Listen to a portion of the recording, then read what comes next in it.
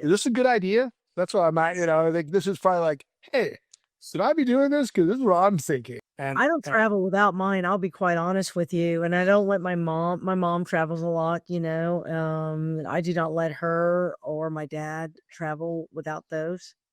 No. So let's go into the why. Because people are going to go, okay, why? There are two reasons. So we're talking about our glorious Super Patch, Rob, and I should tell the crowd that I do sit on the medical advisory board. So we do concoct research studies for the companies who is engaged in a fair number of placebo-controlled double-blinded studies. The study they have done on the Defend patch was not placebo-controlled, but more of a provocative test. It was a with or without patch kind of a test. It was more of like an MOA, right? Mechanism of action. So the way these patches are designed is by, number one, taking what is known about the brain's control of a physiologic process. Okay, so like your blood pressure is controlled by a very particular brain pathway. Your immune system and your circulatory system and your blood flow are actually controlled by a known pathway in your brain. Okay. So knowing that, then the research is done on people who struggle with circulatory problems, immunity problems. What does their EEG look like? Is there an EEG deformity in that part of the brain? There should be. And if the answer is yes, okay.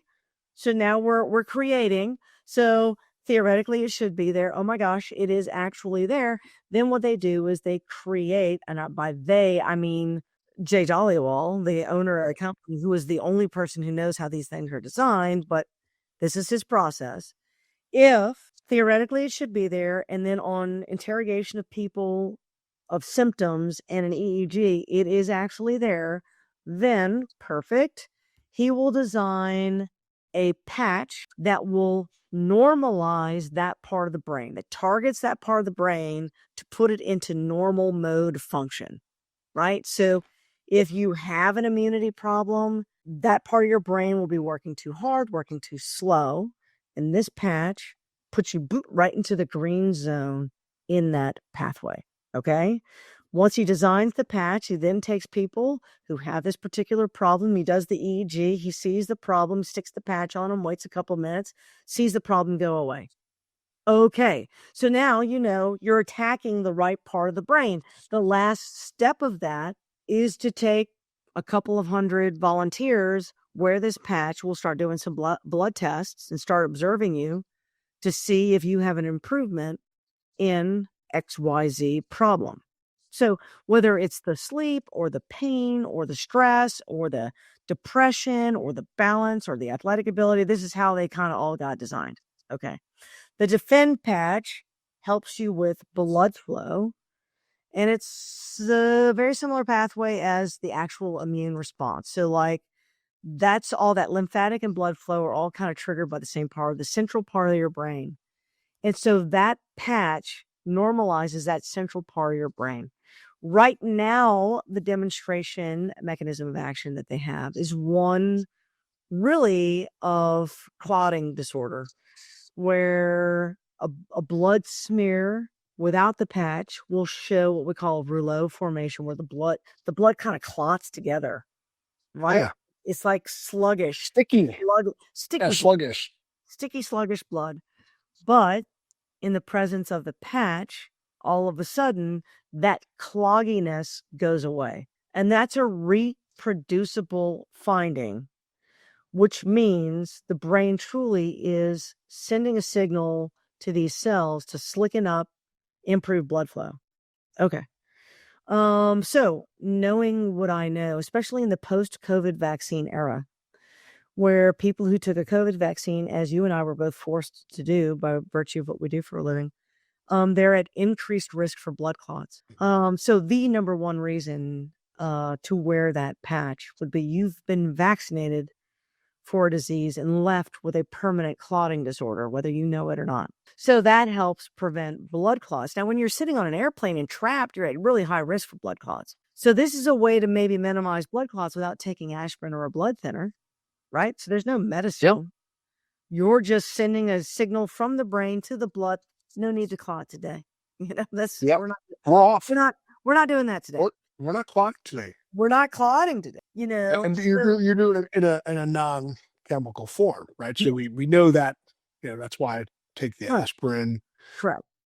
And since the same pathway is responsible for whether or not you have an irregular immune response to something or subpar immune response to something, taking something that will normalize your immune response, in theory, should improve your immune response.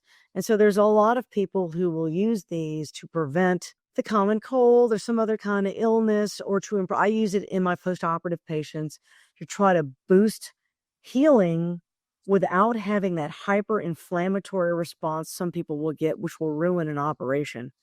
So too much immunity, hyper-immunity will ruin an operation. So the double-blinded study on that aspect of it, though, has not yet been done. It's one study at a time, but and it's a very new company. But that would be, in my world, what we would do, is looking for immunity in that way. So the people that are watching this, if you want to start somewhere, put it on when you travel. When you travel. And I wear that thing, and my parents, everyone I know, I make them wear a defend patch when we travel. We already know that it improves the blood flow and the sticky nature of the red blood cells. And so, like, you think of especially older people. Like when I fly, I wear the compression socks. Yeah, for sure. What are you trying to do? You're trying to make sure that all your circulation. So, but it's not a blood thinner. So I am not saying it's going to prevent a blood clot, because we don't know. We've not done the study. What I do know is that the average person, the red blood cells, when you prick your little blood and put it under a microscope, tend to clump together. It's what blood does. But if you're wearing one of these patches, that little drop of blood does not clump together in that way. So without saying it's a blood thinner, because it's not a blood thinner, it's an improvement of the blood function. So instead of being hypercoagulable, and we all seem to be in a hypercoagulable state, it makes it more normal. The blood still clots like it's supposed to, just under the microscope, it looks more organized. So that, in my opinion, without asking someone to be on a blood thinner, that is a great first step, just like compression socks would be. Mm-hmm. So try to do all these little things that hopefully add up to being safer, being safer when you fly. Yeah, and I also not wanting to get sick. Yeah. I also suggest people take zinc, and I also suggest people use a nicotine patch, actually. I don't travel without a nicotine patch either. And what does that do for you? That actually has been shown to prevent the propagation of virus within your body. So this is based on an observation that is at least 115 years old, that when it comes to viral flu pandemics, the one group of people that you would think would be dying off but never show up in the emergency room are the chain smokers. Why? Get on board. Because they got the nicotine on board. And as it turns out, nicotine, when you're exposed to nicotine, your body will down-regulate a lot of the little receptors that viruses like to use to enter into your body. So there's fewer receptors when you have nicotine on board. I have never smoked a cigarette ever in my life. I certainly don't. Or vaped. I've never done cannabis in any way, shape, or form, despite my last name. I'm just a good girl. I'm a nerdy good girl.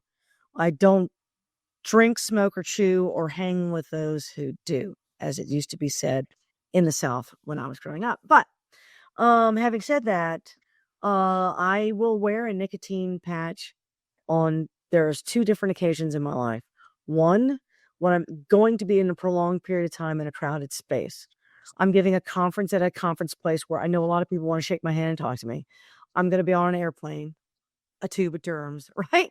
Or I'm around a bunch of little kids at a whatever event. And the second time I will wear it, because nicotine gives me laser vision. I can see why nicotine is addicting. I feel like I can melt steel with my eyeball gaze. Like I can focus. So if I'm doing a really, really difficult surgical case, I will wear a nicotine patch. Patch. And And what dose? And a focus. And a focus. What dose do you use for the nicotine patch? Because you're probably Oh gosh, for me, it's like maybe I think it's like a 12 milligram. It's a really low dose because I don't smoke. So to me, it's like, doesn't matter. I just need enough on board. So it's either a 12 or something like, it's one of the middle of the road ones. And I had one of those lozenges recently. Because a friend of mine was trying to quit vaping, so it was recommended to. Yes. And you to do that, and I had one, and I was loopy. It hit me. I was fun. It's if you do a high dose, it can get you if you're not accustomed to smoking. And I felt when I have the lozenges also, which I think you have to do more frequently because it's not long acting, and the dose hits you all of a sudden. It kind of gets you like right here. Like it made me. I'm not a fan of if that's what you feel like when you smoke. No, thank you. I just don't want that. But the laser vision, that's cool with me. And that lasts for like 8 hours. I do that in a focus patch. And because you had this very trickle effect of the nicotine, right? So it's a very light, it's just a light. But that, my focus, and a little bit of a piece. And then that's so it. you have that combo going on at the Super Patch. To 100%. Right. So that gives me laser-like operative focus. And so that those are the occasions where I will wear nicotine. My defend is in groups and in travel. And then my focus is when I'm at work or I have a task I have to accomplish. And the piece is 24/7. Yeah. And but if you're starting to feel a little run down, or maybe you've been running really hard, work-wise, travel-wise, family-wise, but I'm saying like the defend patch would be.